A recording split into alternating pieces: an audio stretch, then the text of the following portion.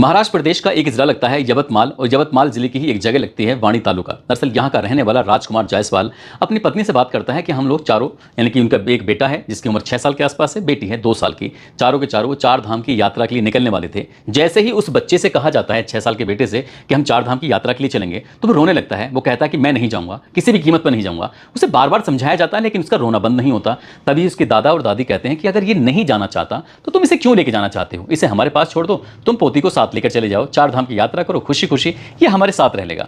ठीक ऐसा ही फैसला होता है। वो वक्त, वो तारीख आती है, 4 धाम के लिए निकल जाते हैं। आखिरकार महाराष्ट्र प्रदेश के उप मुख्यमंत्री एकनाथ शिंदे ने जब इस परिवार से, उस बुजुर्ग बच्चे के दादा और दादी से संपर्क किया, तब इस बुजुर्ग दादा और दादी को यह पता चलता है कि जो उनकी बेटा, बेटी और पोती जो 4 धाम की यात्रा के लिए निकले हैं, वहां एक हेलीकॉप्टर में सफर कर रहे थे और हेलीकॉप्टर क्रैश हो जाता है। उस क्रैश के दौरान जितने भी शख्स बैठे हुए थे उनकी दर्दनाक तरीके से मौत हो जाती है। और यह खबर जब सोशल मीडिया के माध्यम से लोगों को पता चलती है तो लोगों को यकीन नहीं हो रहा था कि अहमदाबाद में एक प्लेन क्रैश हो जाता है जिसमें 241 लोग उस प्लेन के अंदर बैठे हुए थे, वो सबके सब मारे जाते हैं। टोटल मिला के 270 लोग मारे जाते हैं और 72 घंटे के बाद एक और हेलीकॉप्टर क्रैश हो जाता है। आखिरकार ये सब चल क्या रहा है, आज की इस घटना के माध्यम से ये समझने की कोशिश करते हैं कि आखिरकार हुआ क्या था, कैसे वो हेलीकॉप्टर क्रैश हो गया था। आदाब, नमस्कार, सत श्री अकाल। मैं उस्मान सैफी। आज की जो सच्ची घटना मैं आपको सुनाने जा रहा हूं, ये सच्ची घटना है उत्तराखंड प्रदेश का जिला है रुद्रप्रयाग। और रुद्रप्रयाग में आरएन एविएशन कंपनी का एक वेल 407 हेलीकॉप्टर VT-BKA, दरअसल पायलट होता है जिसका नाम है कैप्टन राजवीर सिंह। वो अपने साथ 6 और लोगों को लेके जा रहे थे, जिनमें विक्रांत रावत होते हैं, विनोद देवी होती हैं, दृष्टि सिंह होती हैं, राजकुमार जायसवाल, श्रद्धा जायसवाल और काशी। ये पायलट सहित 7 लोग सवार थे उस हेलीकॉप्टर के अंदर। और हेलीकॉप्टर यानी कि 15 जून 2025 की सुबह 5:16 के आसपास वो उड़ान भरता है और केदारनाथ हेलीपैड से उसकी उड़ान थी गुप्त काशी के लिए। जैसे उड़ान भरता है उसके बाद अभी थोड़ा सा ही उसने सफ़र तय किया था, और जैसे सफ़र तय करता है तो उसमें कुछ टेक्निकल दिक्कत आनी शुरू हो जाती है। इस बीच में उत्तराखंड में जहाँ पर ये घटना स्थल था, जहाँ घटना घट रही थी, वहाँ पर मौसम ख़राब हो रहा था। ये पायलट समझ नहीं पा रहा था कि आखिरकार हुआ क्या है। इससे पहले कि वहाँ को संदेश दिया जाता, और ये जो हेलीकॉप्टर होता है वो अनियंत्रित हो जाता है। और अनियंत्रित कुछ ऐसा होता है कि गौरीकुंड और सोनप्रयाग के जंगल के बीच में क्रैश हो जाता है। इससे पहले कि वो लोगों को संदेश देता, अपने अधिकारियों को, किसी को कुछ बताता, लेकिन तब तक जब ये हेलीकॉप्टर क्रैश हो जाता है, उसके बाद फिर एक जोरदार धमाका होता है। धमाका होने के बाद अंदर जो बैठे हुए थे यात्री, उनमें चीख पुकार मच जाती है। लोग सोचने पर मजबूर हो जाते हैं कि आखिरकार ये हो क्या गया है, कैसे जान बचाएं, कैसे नहीं जान बचाएं, तमाम तरह की कोशिश करते हैं। लेकिन जब ये निकलने की कोशिश कर रहे थे तो वो हेलीकॉप्टर बहुत तेजी के साथ ब्लास्ट के बाद जलने लगता है, और उसके अंदर जो बैठे हुए यात्री थे, पायलट थे, वो भी जलने लगते हैं। आखिरकार यहाँ से जो घटना होती है, घटना के बाद ये लगभग गौरीकुंड यहाँ से लगभग 5 किलोमीटर दूर पड़ता है। ये ऊंचाई है गौरीकुंड से लगभग 5 किलोमीटर। अब यहाँ एक साथ किसी भी तरह की रेस्क्यू अभियान चलाना, वहाँ मदद पहुँचना वाकई बहुत टेढ़ी खीर है, मुश्किल काम है। एक साथ वहाँ पर ये मदद नहीं पहुँच सकती। हालांकि जैसी खबर लगती है तो गौरीकुंड से NDRF, SDRF, स्वास्थ्य विभाग की टीम, पहला मिलिट्री फोर्स, वन विभाग की टीम और लोकल पुलिस स्टेशन की जो फोर्स होती है, वो यहाँ से तत्काल प्रभाव से मदद के लिए वहाँ पहुँच जाती है। जब मदद के लिए वहाँ मौके पर पहुँचते हैं तब तक हेलीकॉप्टर बिल्कुल ऐसे जलकर राख हो चुका था। उसके अंदर जितने भी यात्री बैठे हुए थे वो भी कहीं ना कहीं जलकर राख हो चुके थे, क्योंकि उन्हें पहचान पाना, जिस स्थिति में वो मौके पर मिलते हैं उसमें पहचान पाना बहुत मुश्किल हो रहा था। आखिरकार उनके पास मदद पहुंचती है, लेकिन मदद जो पहुंचने में थोड़ी देर हो जाती है, उन सभी की दर्दनाक मौत हो जाती है। इसमें मरने वालों में जो होते हैं, पायलट जो होता है कैप्टन राजवीर सिंह चौहान, जिसकी उम्र लगभग 39 साल के आसपास होती है, जो कि शास्त्री नगर, जयपुर, राजस्थान के रहने वाले होते हैं। ये बताया जाता है कि उन्होंने भारतीय सेना में काफ़ी समय तक अपनी सेवा दी थी, और अभी हाल ही में 2 महीने पहले की बात है, इनको 2 जुड़वा बच्चे पैदा होते हैं। परिवार में खुशी का माहौल था, लेकिन जैसे ही परिवार के लोगों को ये पता चलता है राजवीर सिंह चौहान हेलीकॉप्टर के क्रैश में मारे जा चुके हैं, तो उसके बाद परिवार वालों का रो रो कर बुरा हाल था। एक तरफ खुशियों की बात थी, एक तरफ इनकी मौत होने के बाद ये गम में पूरी कहानी बदल जाती है। ऐसे ही विक्रम रावत होते हैं, BKTC के प्रतिनिधि होते हैं, जो कि उत्तराखंड के जिला प्रयागराज के उखीमठ तहसील के राशि के निवासी होते हैं। साथ ही बिजनौर UP के रहने वाले विनोद देवी होती हैं, जिनकी उम्र लगभग 65 साल के आसपास होती है। दृष्टि सिंह होती हैं, जिनकी उम्र 19 साल के आसपास, जो कि उत्तर प्रदेश के बिजनौर की रहने वाली होती हैं।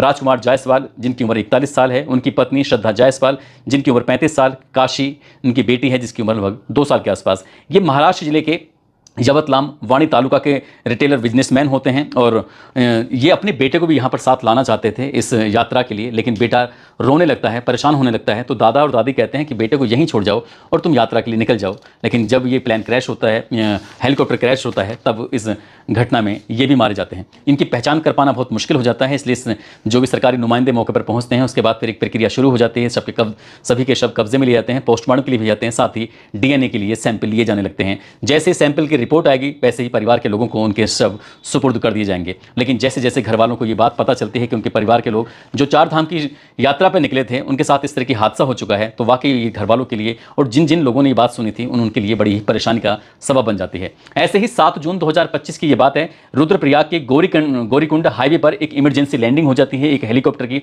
उसके अंदर 5 यात्री बैठे हुए थे। यहाँ पर जो पायलट होते हैं, पायलट की सूझबूझ के चलते आखिरकार जान तो बचा ली जाती है। लेकिन हैरान करने वाली बात यह थी कि जिस जगह पर वो हेलीकॉप्टर उतारा गया था उस जगह पर कोई वाहन उस वक्त नहीं गुजर रहा था। यदि वाहन गुजर रहे होते तो 7 जून 2025 को ये बड़ा हादसा हो सकता था। हालांकि जो उसकी पंखुड़ियां थीं, वो पंखुड़ियां एक दुकान पर बार बार लग रही थी, जिससे दुकान को भारी नुकसान हो जाता है। साथ ही जो उसकी टैल होती है, जो उसकी हेलीकॉप्टर की जिसे शायद पूंछ भी बोल देते हैं, उस टैल की एक गाड़ी पर जब रखी जाती है और उस वक्त वो हेलीकॉप्टर चल रहा था, उसकी पंखुड़ियां चल रही थी, तो इसी बीच में जो उसका हेलीकॉप्टर के 2 हिस्से हो जाते हैं उस गाड़ी से लगने के बाद। ठीक ऐसे ही एक और हादसा होता है 8 मई 2025 की सुबह लगभग 8:45 के आसपास। उत्तराखंड का ही प्रदेश होता है और जिला होता है उत्तराकाशी। उत्तराकाशी में एक हेलीकॉप्टर के अंदर एक विजय लक्ष्मी नाम की एक महिला बैठी होती है जिसकी उम्र 57 साल के आसपास होती है, जो मुंबई के रहने वाले होती हैं, और रोबिन सिंह जिनकी उम्र 60 साल गुजरात के रहने वाले होते हैं, जो कि पायलट होते हैं उस हेलीकॉप्टर के। एक राधा होती हैं जिनकी उम्र लगभग 80 साल के आसपास होती है, जो कि आलमगिरी बरेली की होती हैं। ऐसे ही एम वेदावती जिनकी उम्र लगभग 48 साल के आसपास होती है, जो कि आंध्र प्रदेश के रहने वाले होते हैं, और कला सोनी जिनकी उम्र 61 साल के आसपास होती है, जो कि मुंबई के रहने वाले होते हैं।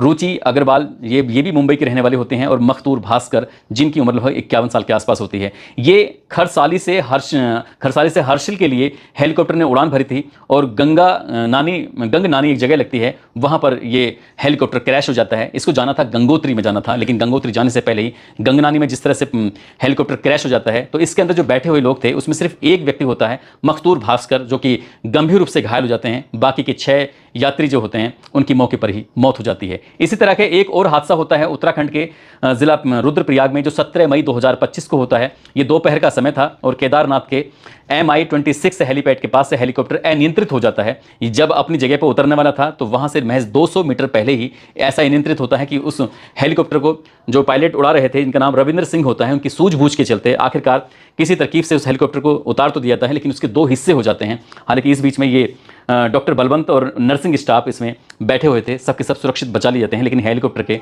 2 हिस्से हो जाते हैं। इस तरह से उत्तराखंड में लगातार हेलीकॉप्टर क्रैश होने की घटनाएं हो रही हैं, लेकिन सरकार वहाँ की शायद उतना लेवल पर इस मामले को गंभीरता से नहीं ले रही थी। जब ये अहमदाबाद की घटना होती है, साथ ही ये जो अभी हाल ही में आज 15 जून 2025 को जो घटना होती है, तब उसके बाद फिर कड़े नियम बनाने की बात करते हैं और कहते हैं कि आगामी आदेशों तक ये हेलीकॉप्टर नहीं उड़ाए जाएंगे। तो इस तरह की लगातार घटनाएं हो रही हैं, और ये घटना भी तब होती है उत्तराखंड में जब अहमदाबाद में प्लेन क्रैश हो जाता है और उसमें 270 लोग मारे जाते हैं उस प्लेन क्रैश की चपेट में आने से, जो उसके अंदर बैठे हुए यात्री थे, साथ ही जिस जगह पर वो प्लेन गिरता है वहाँ पर। इस तरह की जब घटना होती है तो लोग अब हेलीकॉप्टर में बैठने से, लोग अब हवाई जहाज में बैठने से घबरा रहे हैं, डर रहे हैं। ये लगातार इस तरह की घटनाएं जो हो रही हैं, आखिरकार ये सब क्या चल रहा है? इसके लिए सरकार को उचित कदम उठाने की जरूरत है। सरकार को देखने की जरूरत है कि आखिरकार ये सब चल कर रहा है, ऐसा क्यों हो रहा है। अगर इसी तरह से चलता रहा तो लोग टूरिस्ट पैलेसों पर जाने से भी घबराएंगे, साथ ही इस तरह के वाहनों में भी बैठने से घबराएंगे, डरेंगे। दोस्तों, इस पूरे घटनाक्रम को सुनाने का उद्देश्य किसी को परेशान करना नहीं है, किसी का दिल दुखाना नहीं है, बल्कि आपको जागरूक करना है, आपको सचेत करना है। साथ ही सरकार को अपनी जिम्मेदारी समझनी चाहिए और इस तरह की जो घटनाएं हो रही हैं उन पर अंकुश लगाने पर उच्च स्तरीय जांच कराकर ये पता करना चाहिए कि आखिरकार ये हो क्या रहा है। जाते जाते आगरा के रहने वाले देवकरण निषाद हैं, साथ ही गुजरात के रहने वाले अंकज कुमार हैं। आज इनका जन्मदिन है, इनको जन्मदिन की ढेरों सारी शुभकामनाएं, बहुत बहुत मुबारकबाद। कुछ लोगों ने नाम लेने की अपील की है, जिसमें मकीन गुज्जर, आशु कुमार, इसराइल खान, आरिफ हुसैन सैफी, सुधीर कुमार, स्वाहिलिया फातिमा, सादिया फातिमा, उज्ज्वला गुप्ता, सुनील कुमार यादव, सुरेंद्र निषाद, सुरेश चंद्र गौतम, नंदिनी कुमारी, राज यादव, सलोनी, मोहम्मद फ़हीम, प्रेरणा भारद्वाज, शकील खान, प्रिंस गुप्ता, जावेद अली। आप सब लोग अपना ख्याल रखें, सुरक्षित रहें। जय हिंद, जय भारत।